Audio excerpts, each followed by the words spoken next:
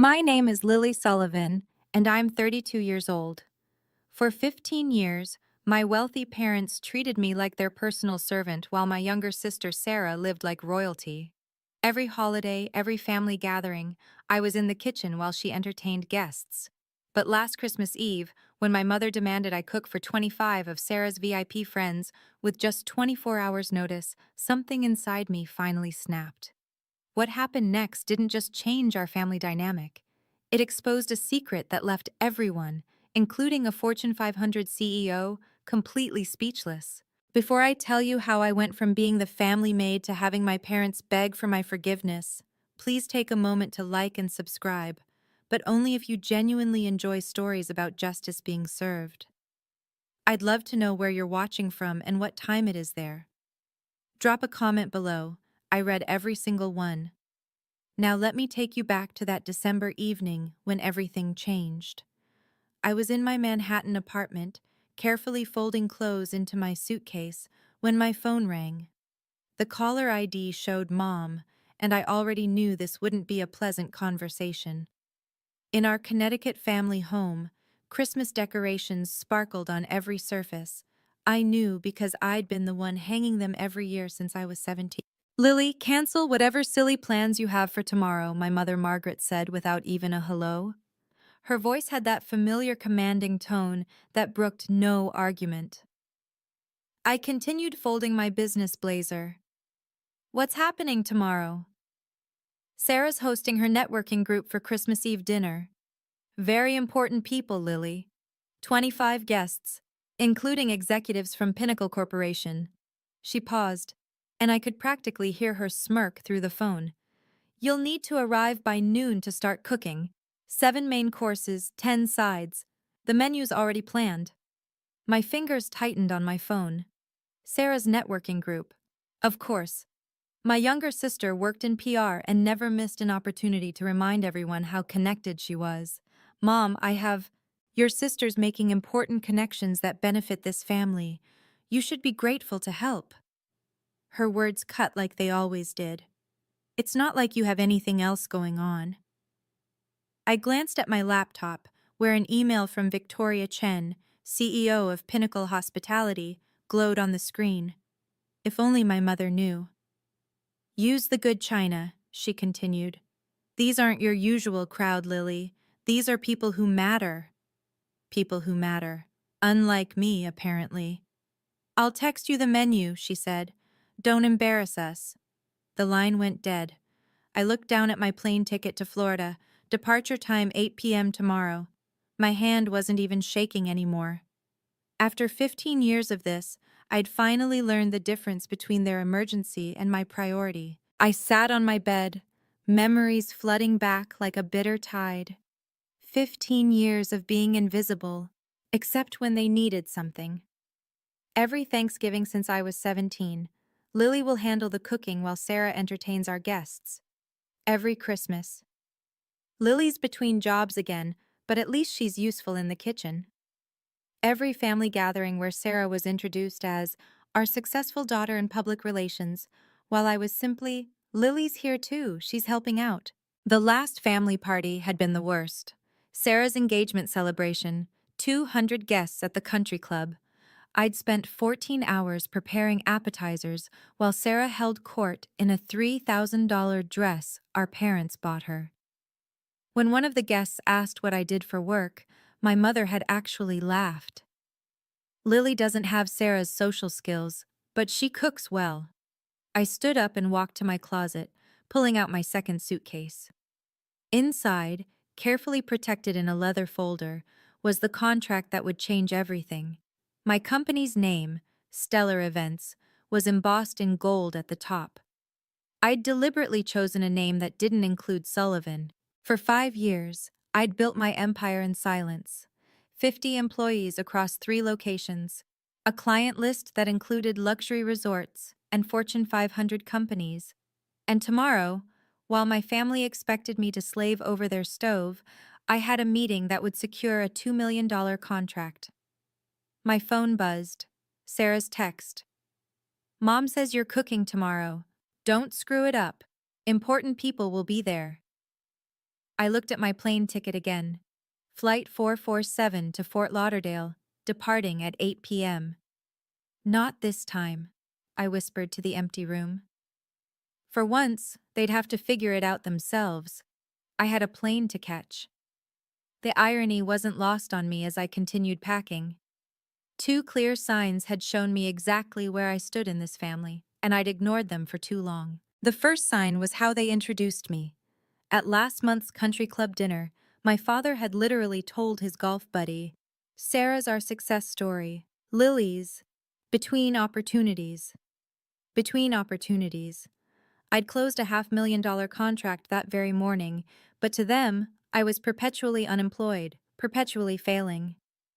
They never asked about my work, never wondered how I afforded my Manhattan apartment or my new car. Their assumption was so complete that when I mentioned traveling for business once, my mother had laughed. "What business? Are you calling your little cooking hobby a business now?" The second sign was even more blatant. Last summer, I'd visited home to find my childhood bedroom had been converted into a storage room for Sarah's overflow wardrobe.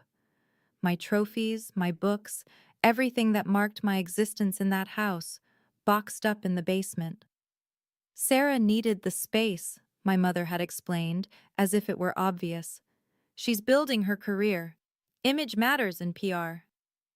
Meanwhile, Sarah had been given the entire third floor, renovated at our parents' expense, complete with a home office and walk-in closet. The message was crystal clear. One daughter was an investment, the other was invisible. I zipped my suitcase closed, remembering the company holiday party last week. My employees had thrown me a surprise celebration for landing the Pinnacle account. 50 people who saw my value, who respected my leadership. My phone lit up with another text from Mom. "Don't forget the truffle oil. These people have sophisticated palates." These people. As if I didn't regularly cater events for CEOs and celebrities. But why would she know? She'd never asked. The deepest cut was that they'd never even been curious. Not once in 5 years had anyone in my family asked, "So Lily, what exactly do you do all day?" They'd created their own narrative. Poor Lily. Can't hold down a job. Lives in a studio apartment. It was actually a 2-bedroom condo. Probably surviving on savings from Grandma. I'd invested that money into my business. At least she can cook. I employed 3 executive chefs. I pulled out my phone and scrolled through my photos. There I was, shaking hands with the mayor at a charity gala I'd catered. There was my team, celebrating our 3rd location opening. There was the feature article about me in Hospitality Quarterly. The quiet revolutionary of luxury catering. None of these moments had been shared with my family. I'd learned early on that success without their permission was somehow threatening. The one time I'd mentioned landing a big client, my mother had immediately pivoted to Sarah's latest PR campaign for some energy drink. "At least you're useful in the kitchen," she'd said, patting my hand like I was a child who'd drawn a particularly nice picture. I opened my laptop and looked at my company dashboard. Stellar events. Established without a penny from my parents, built without the Sullivan name, thriving without their approval. Tomorrow's revenue alone would exceed what Sarah made in 6 months, but they'd never know that. My assistant had texted earlier. "Forbes wants to feature you in their 40 Under 40 issue. They're especially interested in your story of building the business without family support." Without family support. If only Forbes knew the half of it. My family hadn't just withheld support. They'd been actively blind to my existence beyond their kitchen. If you've ever felt invisible in your own family, or been treated like your success doesn't matter, you'll understand why I did what I did next. Drop a comment below. Have you ever had to hide your achievements from toxic family members?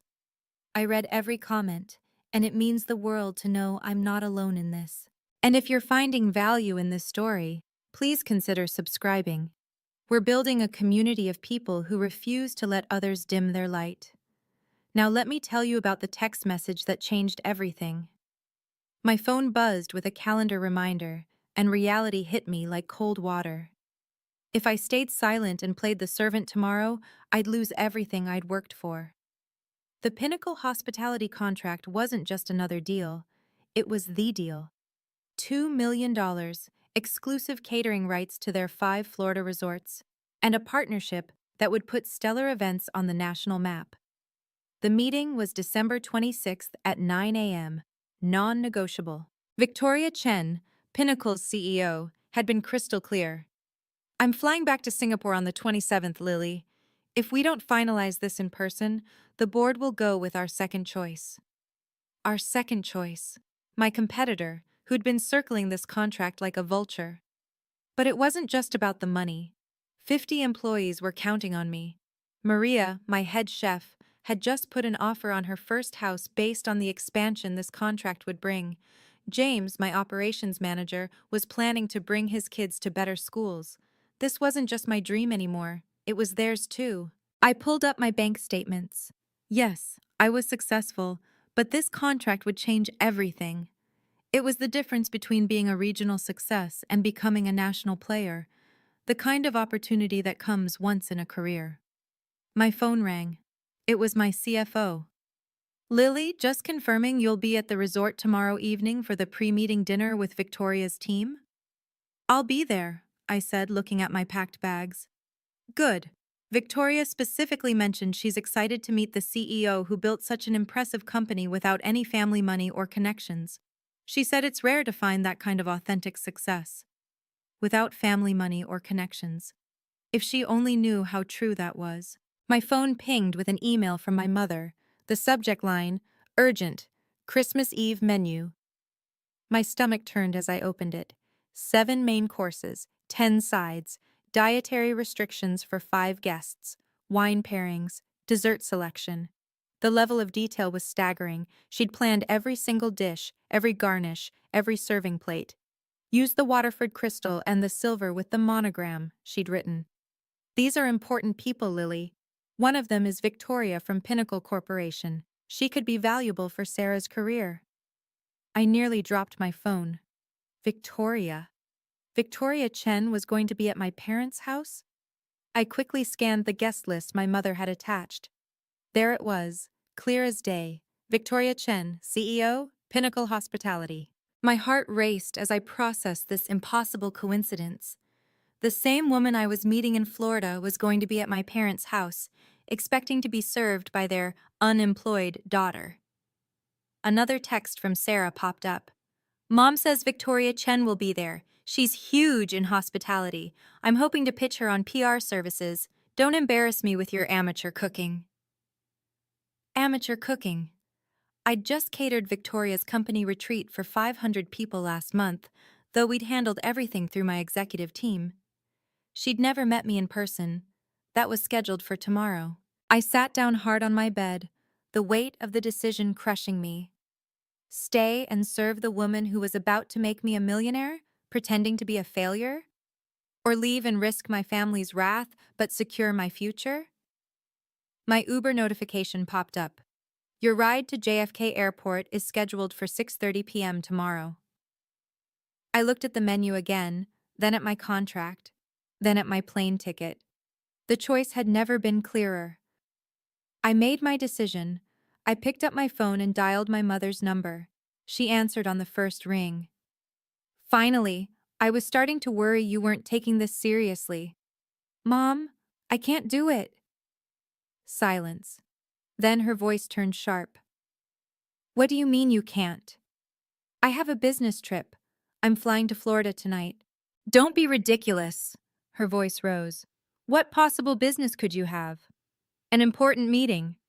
She actually laughed. Lily, stop being selfish. Your sister needs this. Sarah has a full catering team she could hire. With what money? Do you know how expensive that is? I bit my tongue. The irony of her asking me about catering costs while talking to someone who owned a catering company was almost too much. Family comes first, she snapped. Or are you too selfish to understand that? I understand perfectly. Family comes first when you need something from me. How dare you? When's the last time you asked about my life, Mom? We know about your life. You're between jobs, living in that tiny apartment. I'm a CEO. Another laugh, this one cruel. A CEO of what? Your imaginary company? It's not imaginary. I have 50 employees. Lily, enough with the fantasies. Sarah needs this. You owe us. I owe you? We raised you, fed you, kept you in our home, while treating me like hired help. You're being dramatic. What else do you have to do? Sit in your apartment alone on Christmas? I looked at my business class ticket. I have a flight at 8 p.m. Cancel it. No. If you leave, don't bother coming back. The threat hung between us, the same one she'd used so many times before. Usually it worked. Usually I caved. Then I guess this is goodbye, I said quietly. You can't be serious. I'm done being the family servant, Mom. I'm done being invisible until you need something. You ungrateful. I hung up. My hands were shaking, but for the first time in 15 years, it wasn't from fear or anger. It was from freedom. My phone immediately exploded with texts from Sarah. What did you just do? Mom's having a meltdown. Stop being so dramatic and get over here. I turned off my phone and continued packing. They'd figure it out. They always did when they had to. I turned my phone back on to set one thing straight. It rang immediately. Sarah. What is wrong with you? She screeched. Mom's calling all the relatives saying you've lost your mind. I have a business meeting. On Christmas Eve? Stop lying. I'm not lying. This is about that stupid fight last month, isn't it? When Mom gave me your room? My room was converted to your closet years ago, Sarah. And no, this is about my actual career. What career? You cook sometimes. I own a catering company. Sure you do. Her voice dripped condescension. Look, I'll pay you to cook. How's $200? I almost laughed. My day rate for personal chef services was $5,000, not that she'd ever know. This is non-negotiable, Sarah. I'm not coming. Mom will disown you. That's her choice. You're really going to ruin Christmas? Ruin my networking opportunity? Victoria Chen will be there. Then hire a caterer. On Christmas Eve? Are you insane? No one's available. I walked to my kitchen counter where I'd left a notepad earlier. On it, I'd written 3 catering companies that handled last-minute emergencies, along with their 24-hour hotlines. It was more than they deserved, but I wasn't completely heartless. I left a note on my kitchen counter with some numbers. I'm not driving to Manhattan to get your stupid note. Then Google emergency catering services. You're being selfish. I'm being professional. My business requires me to travel. What business? She screamed. Stop pretending you're something you're not. The Uber notification popped up. Your driver will arrive in 2 hours. I have to go, Sarah. If you do this, you're dead to us. I'm already invisible to you, what's the difference? I hung up and turned off my phone completely. On the kitchen counter, I placed the note with the catering numbers in clear view, just in case they somehow came by.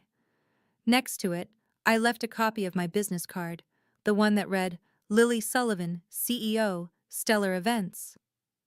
They wouldn't come. They wouldn't see it. But at least I'd know I tried to help, even as I chose myself for the first time. The plane lifted off from JFK at exactly 8:07 p.m., and I finally exhaled. Below me, Connecticut disappeared into a blur of lights. Somewhere down there, my mother was probably frantically calling every relative, painting me as the ungrateful daughter who abandoned family on Christmas. I pulled out my laptop and opened the Pinnacle contract one more time. There it was, Clause 15.3. CEO presence required for all strategic planning sessions. Victoria had insisted on that clause herself, saying she only worked with founders who were hands-on. My email inbox showed 17 new messages from Victoria's team, all confirming tomorrow's schedule. The pre-meeting dinner at 7 p.m. The formal presentation at 9 a.m. on the 26th. The contract signing immediately after. pending board approval. I clicked on Victoria's latest email. Looking forward to finally meeting you in person, Lily. I've been following Stellar Events' growth for 2 years. Your reputation precedes you. My reputation. If only she knew that the same woman she was about to partner with was supposed to be serving her dinner at my parents' house right now. A text from my assistant came through the plane's Wi-Fi. Forbes wants to know if they can mention your family background in the article. They're interested in the built from scratch without family support angle. I typed back, tell them the article runs December 27th, correct? Yes, it goes live at midnight on the 26th. Perfect timing. By the time my family realized who I really was, the contract would be signed and the news would be public. I pulled up the draft of the Forbes article they'd sent for approval. The headline read, "From Invisible to Invaluable: How Lily Sullivan Built a Catering Empire Without a Dollar of Family Money." The universe, it seemed, had a sense of humor about timing. The Pinnacle Resort Suite took my breath away. Floor-to-ceiling windows overlooked the Atlantic, and a bottle of champagne waited on ice with a handwritten note. "Welcome, Ms. Sullivan. Looking forward to our partnership. Victoria Chen." I set down my bags and checked my phone. 47 missed calls from my mother, 18 from Sarah, even 3 from my usually silent father. I deleted the voicemails without listening. Instead, I opened my email to find something that made me smile. My PR manager had sent the final proof of the Forbes article with a note. "They've moved you to the cover story. It'll be on every newsstand December 27th. The cover. My photo. Professional, confident, nothing like the invisible daughter my family knew, would be on Forbes's cover. The article detailed everything. How I'd started with $5,000 saved from waiting tables, how I'd built the company without investors, how I'd specifically chosen to succeed without trading on my family's connections. Another email caught my eye from Victoria herself. "Lily, I'll be arriving late to tomorrow's dinner, coming straight from a social obligation in Connecticut. Hope that's all right." Connecticut. She was at my parents' house right now, probably wondering where the promised elaborate dinner was. My assistant texted again. "The Forbes reporter wants to know if you'll mention your family's reaction to your success." I thought about it. "Tell them my family will find out when everyone else does, when the magazine hits stands." That's cold, boss. I love it. I walked to the window, watching the waves crash against the shore. In 12 hours, I'd signed the biggest deal of my career. In 36 hours, my face would be on every Forbes magazine in the country. Sometimes the best revenge isn't revenge at all. It's success they never saw coming. While I slept peacefully in my Florida suite, chaos reigned in Connecticut. According to the texts I read the next morning, the disaster had unfolded exactly as expected. By 6 p.m. on Christmas Eve, my mother had realized I wasn't coming. The kitchen remained pristine and empty, the refrigerator stocked with only basic ingredients, and 25 hungry guests were arriving in an hour. Sarah's panicked texts told the story. "Mom's losing it. She's calling every restaurant in a 50-mile radius. Everything's closed. How could you do this to us?" My father had finally texted at 6:45 p.m. "Your mother is having a breakdown. Please reconsider." At 7 p.m. sharp, the guests had started arriving. Investment bankers, PR executives, and most importantly, Victoria Chen, CEO of Pinnacle Hospitality. They came expecting an elaborate home-cooked Christmas Eve dinner, the kind my mother had bragged about for weeks. Sarah's text at 7:23 p.m. "We're ordering pizza. Pizza, Lily. Do you understand what you've done?" At 7:47 p.m. "Mom just told everyone you're unreliable and always have been. She's blaming you for everything." The pizza had arrived at 8:15 p.m., 5 boxes of Papa John's and 3 from Domino's, because one chain couldn't handle the last-minute order. My mother, who'd spent weeks bragging about her daughter's elaborate cooking, had to serve delivery pizza on her Waterford Crystal. Sarah's increasingly frantic texts painted the picture. "Victoria Chen looks disgusted. People are leaving. Mom told everyone you're mentally unstable. She said you've always been the family disappointment. The last text from Sarah sent at 9:33 p.m. Party's over. Everyone left early. Victoria Chen didn't even stay for dessert. Mom says you're dead to her. I put down my phone and ordered room service breakfast. In 3 hours, I'd be having dinner with Victoria Chen. I wondered if she'd mention the disaster at my parents' house. I wondered if she'd recognize my last name. Most of all, I wondered what my mother's face would look like when she learned the truth. The pre-dinner meeting at Pinnacle Resort was scheduled for 7 p.m. I arrived early, wearing my best suit, ready to close the deal of my lifetime. What I didn't expect was Victoria Chen walking in with a story to tell. "Lily," she greeted me warmly, though she looked tired. "I have to apologize for being late. I just flew in from the most bizarre Christmas Eve party in Connecticut." My heart rate stayed steady. I'd practiced for this moment. "Oh? What happened?" "You won't believe this." She sat down, shaking her head. "I was invited to what was supposed to be an elegant dinner party. The hostess, Margaret Sullivan, actually, same last name as you, funny coincidence, had promised this elaborate meal prepared by her daughter." I nodded, saying nothing. We arrived to find absolute chaos. No food prepared, empty kitchen, and the hostess scrambling to order pizza. Pizza! For executives and business owners she'd been trying to impress for months. That must have been awkward. It gets worse. She spent the entire evening bad-mouthing her older daughter, calling her unreliable, mentally unstable, a disappointment to the family. Apparently, this daughter was supposed to cook everything but just disappeared. Victoria pulled out her phone, showing me a photo someone had taken at the party. There was my mother, face flushed with embarrassment, pizza boxes visible on her precious mahogany table. The younger daughter, Sarah, kept trying to salvage things, but it was a disaster. She actually tried to pitch me PR services while serving Papa John's on china plates, worth more than most people's rent. "Did you stay long?" 20 minutes after the pizza arrived. The hostess was so busy making excuses and blaming the absent daughter that she forgot to actually host. It was... Victoria paused, searching for words. "The most unprofessional evening I've ever experienced. The woman actually said her daughter was too stupid to hold a real job, so she usually just cooked for them." My hands remained steady on my portfolio. "That's terrible." "Isn't it? I can't imagine treating family that way." Victoria opened her menu. "Now, let's discuss something more pleasant, your incredible company." The next part is where everything unravels spectacularly. If you've been waiting for the moment when truth meets consequences, you're about to be very satisfied.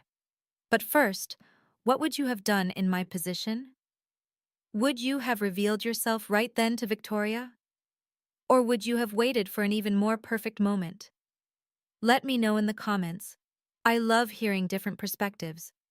And remember, if this story resonates with you, that subscribe button helps us reach others who need to hear it. Now, for the moment that changed absolutely everything. The next morning, December 26th, I stood in Pinnacle's boardroom, ready to present to Victoria and her team. The contract was on the table, the presentation was flawless, and everything was going perfectly.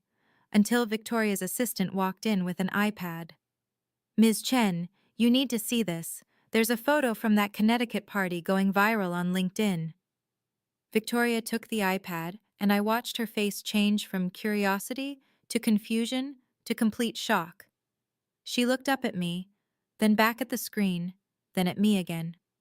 "Lily," she said slowly, "this photo from the Sullivan house in Connecticut." She turned the iPad toward me. Someone had posted a family photo from my parents' wall, the one from last Thanksgiving where I stood in the background, barely visible, while Sarah posed front and center with our parents. "Is this you?" I nodded. "Yes." "Sullivan. Margaret Sullivan is your mother?" "Yes." The room went completely silent. Victoria's team exchanged glances. The legal counsel put down his pen.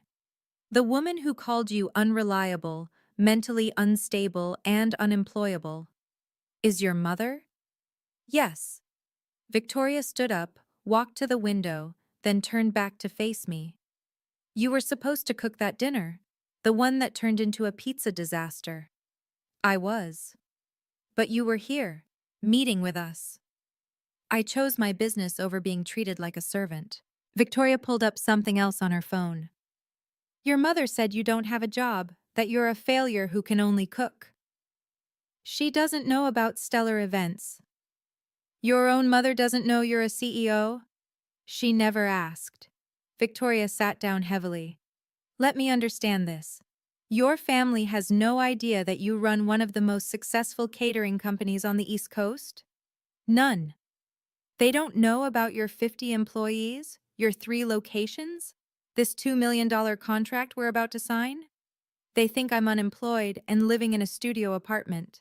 Victoria's business partner, James, spoke up.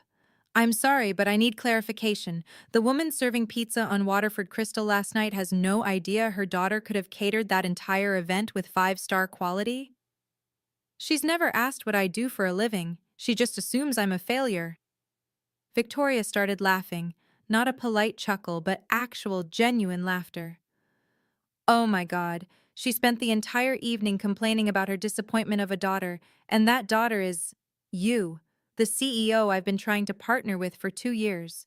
She looked at her team. Gentlemen, I think we're about to sign the most interesting contract of our careers. Victoria pulled out her phone again, this time opening Google. I have to know something, she said, typing my name. The search results loaded instantly. Oh my God. She turned her phone toward her team. Look at this. The first result was my Hospitality Quarterly feature. The second was the announcement of my James Beard Award nomination. The third was a Wall Street Journal piece about women entrepreneurs. Your family doesn't know about any of this? Before I could answer, her assistant rushed in again. Ms. Chen, you'll want to see this. Forbes just announced their 40 Under 40 cover story for tomorrow. He projected it onto the boardroom screen. There I was, professional headshot front and center, with the headline, From Invisible to Invaluable, How Lily Sullivan Built a Catering Empire Without a Dollar of Family Money. Victoria read the preview aloud. Sullivan, 32, built stellar events from a $5,000 investment into a multi-million-dollar enterprise, deliberately avoiding any family connections or support. I wanted to prove that success doesn't require a famous last name or family money, Sullivan states. She looked at me. This goes live tomorrow? At midnight tonight. Your family still doesn't know? They will when everyone else does. James whistled low. Your mother is going to see her unemployable daughter on the cover of Forbes. Victoria's assistant was now scrolling through the article preview. It says here you have a 6-month waiting list for events. Is that true? 8 months for peak season, Victoria stood up. I need to make a phone call. She stepped out of the room, and we could see her through the glass, talking animatedly on her phone. She returned 5 minutes later with a strange smile. I just called Margaret Sullivan. My stomach dropped. You what? I told her I was very disappointed in last night's event and that I'd be taking my business elsewhere. She begged me to reconsider, said it was all her older daughter's fault. Victoria. Then I told her I'd just signed a $2 million contract with the most talented entrepreneur I know. She asked who? I said, your daughter, Lily Sullivan, CEO of Stellar Events. The room was silent. The sound she made, Victoria continued, was like all the air had been sucked out of her lungs. Then she hung up on me. My phone, which I'd kept on silent, showed 47 missed calls in the last 3 minutes, all from my mother. Victoria extended her hand across the table. Ms. Sullivan, let's sign this contract. I believe we have a partnership to celebrate. As I signed my name on the $2 million contract, my phone lit up with a text from my father. Your mother just fainted. What the hell is Stellar Events? The contract was signed, champagne was poured, and my phone wouldn't stop buzzing. I finally excused myself to check the messages. Mom, Answer your phone now. Sarah. Is this some kind of sick joke? Dad. Your mother is hysterical. Please call. Sarah. Victoria Chen just told everyone you're a CEO? Mom. This is cruel, Lily, pretending to be successful to humiliate us. I walked back into the boardroom where Victoria and her team were still celebrating. My family thinks I'm lying about being a CEO. Victoria's eyes gleamed. Would you like me to send them something? Before I could respond, she was taking a photo of me with the signed contract, the Pinnacle executive team, and the champagne. She typed quickly and hit send. I just posted it on LinkedIn, she said, tagged Stellar Events, Pinnacle Hospitality, and Margaret Sullivan of Connecticut. The post read, "Thrilled to announce our 2-Miller partnership with Stellar Events and their brilliant CEO, Lily Sullivan. Her company's excellence in luxury catering will elevate Pinnacle's guest experience across all properties. Amazing to work with someone who built their empire from scratch." Within minutes, the post had dozens of likes and comments. Industry leaders I'd worked with for years chimed in with congratulations. Previous clients shared their experiences with Stellar Events. My phone rang. Sarah. I answered on speaker, with Victoria's permission. This can't be real. Sarah's voice was shaking. It's real. You've been a CEO this whole time, 5 years. Why didn't you tell us?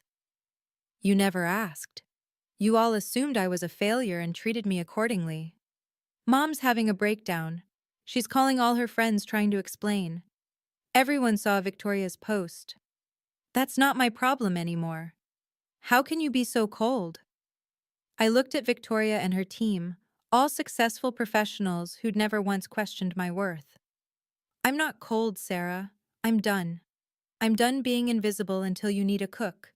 I'm done being the family disappointment. I'm done pretending to be less than I am to make you comfortable. But we're family.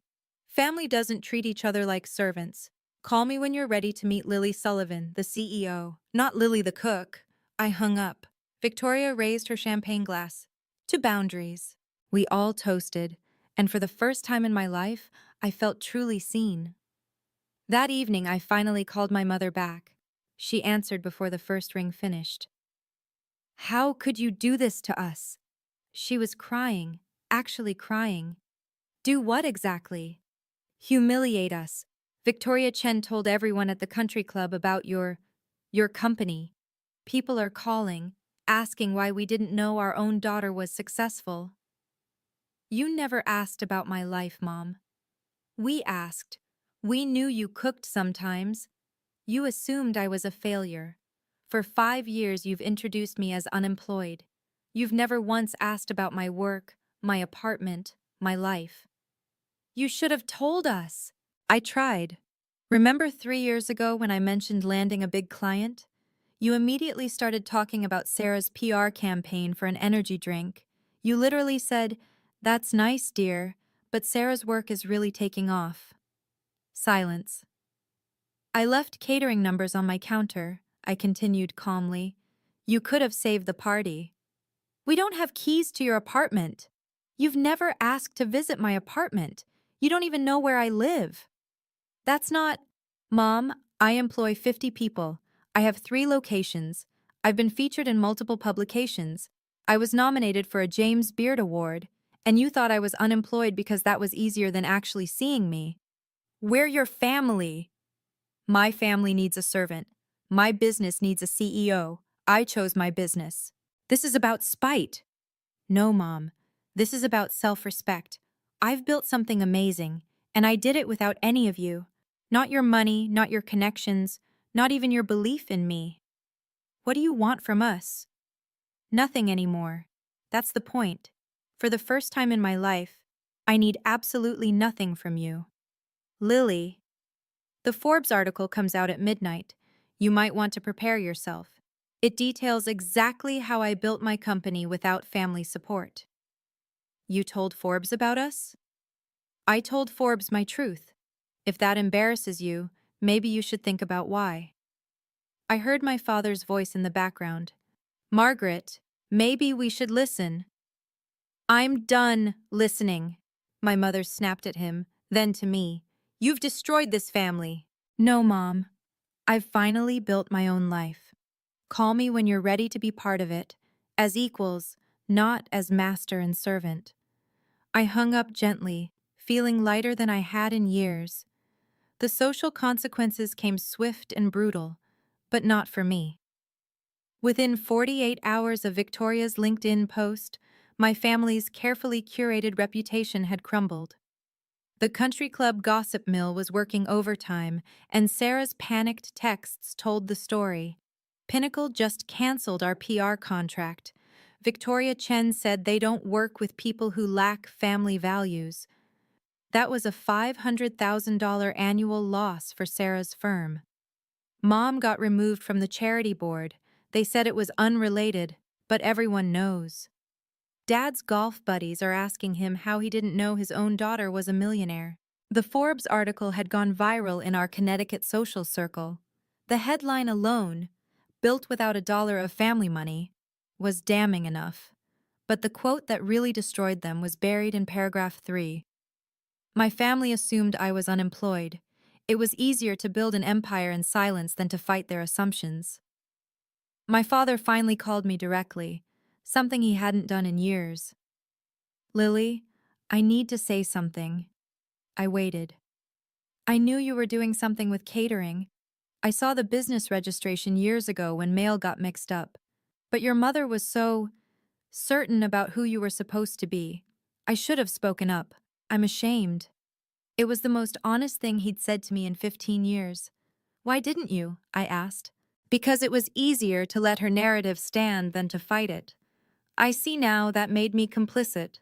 Your success is remarkable, and we missed it because we weren't looking. Dad, your mother's lost 3 charity positions. Sarah's firm is hemorrhaging clients. Everyone wants to know how we could treat our successful daughter like hired help while praising Sarah for mediocre PR work. I never wanted to hurt anyone. You didn't hurt us, Lily. We hurt ourselves. We created a story where you were the failure and Sarah was the success. And now everyone can see we were blind. He paused. That pizza disaster is already country club legend. Margaret Sullivan, who bragged about her entertaining for years, serving Papa John's on Waterford Crystal while her CEO daughter was signing million-dollar deals. Despite everything, I felt a twinge of sympathy. Dad, don't apologize. We earned this. Every single consequence. While my family dealt with their social catastrophe, my life exploded in the best possible way.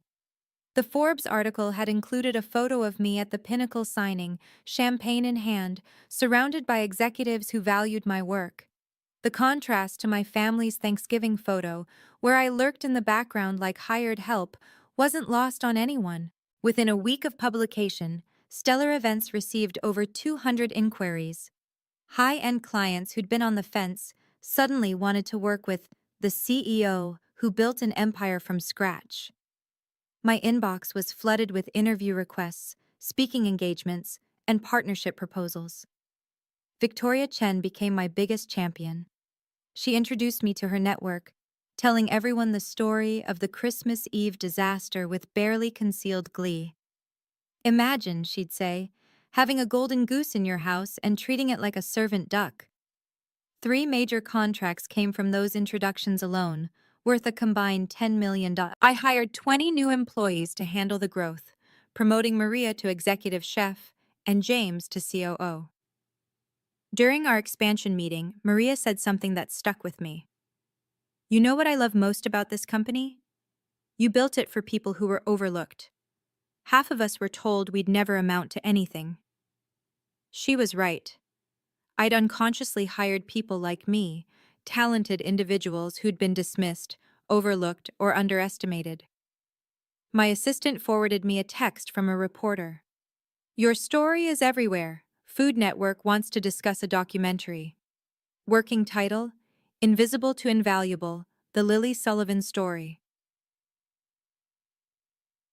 But the best moment came when I received an invitation to speak at Cornell's School of Hotel Administration.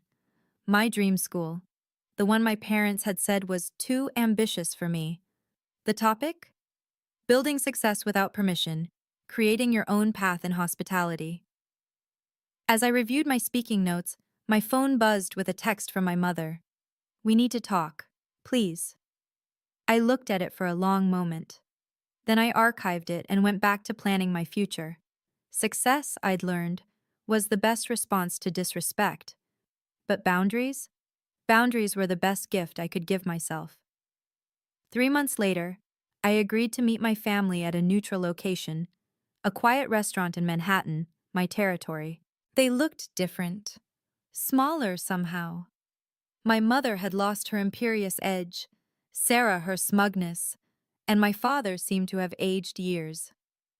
Before anyone speaks, I said, setting down a single sheet of paper. These are my terms. They leaned in to read. 1. Equal respect or no contact. 2. No more servant treatment, ever. 3. Public acknowledgement of my success. 4. Genuine apology, not just words. 5. Therapy. Family and individual, this is non-negotiable, I continued. I'll be your daughter, not your servant. Your sister, not your staff. Those are my terms. My mother's eyes filled with tears. Lily, we've lost everything. My reputation, Sarah's clients. That's not my responsibility, Mom. We know, my father interrupted. We're not here to blame you. We're here to ask for a second chance. Sarah spoke for the first time. I was jealous. You were always better at everything, but Mom made me feel special by making you feel small. I see how sick that was now. It was the most honest she'd been in years. I go to therapy now, she added quietly. The therapist says we created a family system where someone had to be the scapegoat for everyone else to feel successful. You were assigned that role before you could even fight it. My mother reached across the table but didn't touch me. I'm sorry, not just for Christmas Eve, but for 15 years of blindness. I turned you into a servant because I couldn't bear that you might be more successful than the life I'd planned for you. I looked at each of them. I'll consider it, but know this. I'm not coming back to the same family. If we rebuild, it's as equals. They nodded. And Mom? You're paying full price if you ever want Stellar Events to cater anything. For the first time in months, she actually smiled. Fair. 6 months later, I hosted my first family dinner in my actual apartment, the 2-bedroom condo with a view of Central Park that they'd never known existed. My team from Stellar Events catered it because I no longer cooked for family gatherings. That was a boundary I'd never cross again. As my parents and Sarah sat at my dining table, being served by my employees who called me boss, the role reversal wasn't lost on anyone. But this wasn't about revenge. It was about truth. I want to be clear about something, I said, raising my glass of wine.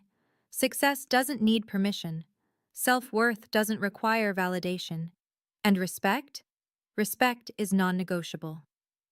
My mother nodded. She'd been in therapy for 4 months and had publicly apologized at the country club, admitting she'd been blind to my success.